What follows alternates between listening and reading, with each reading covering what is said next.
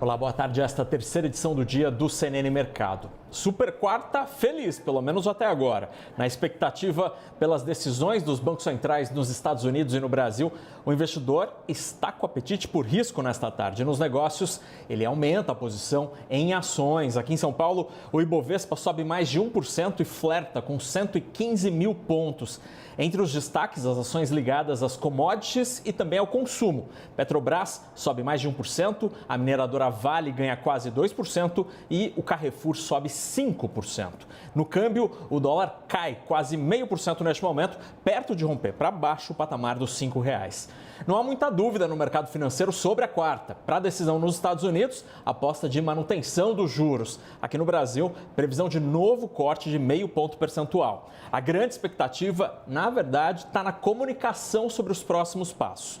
Para o Fed, a dúvida está sobre se haverá ou não alta dos juros em dezembro. E no Brasil, a principal questão é como o Banco Central vai reagir à discussão sobre uma eventual mudança na meta para as contas públicas. Sobre a decisão nos Estados Unidos, a analista da Nord Research, Marília Fontes, chama atenção para os dados de inflação, que por lá segue resiliente. Vamos ouvir.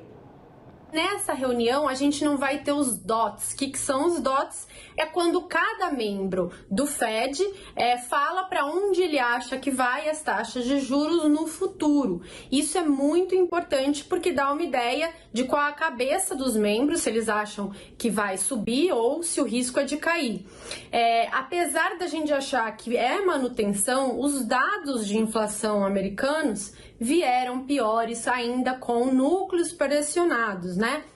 Ainda com aqueles itens mais ligados a serviços, ainda muito pressionados e muito acima da meta.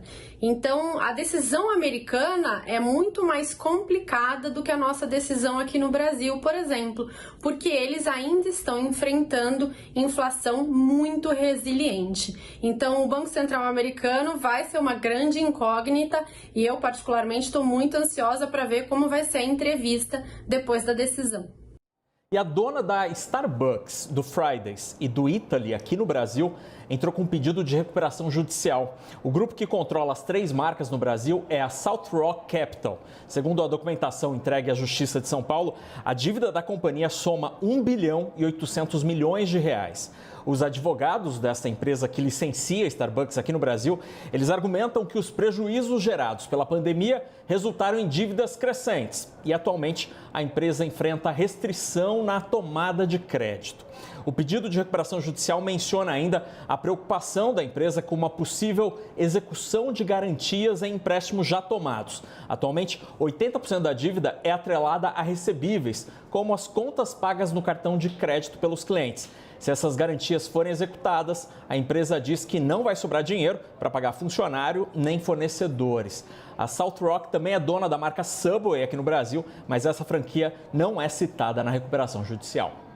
Às 5:45 da tarde eu volto com o fechamento do dia aqui no CNN Mercado. Agora é hora do Bastidores CNN, com Tainá Falcão e hoje também com Renata Agostini. Boa tarde.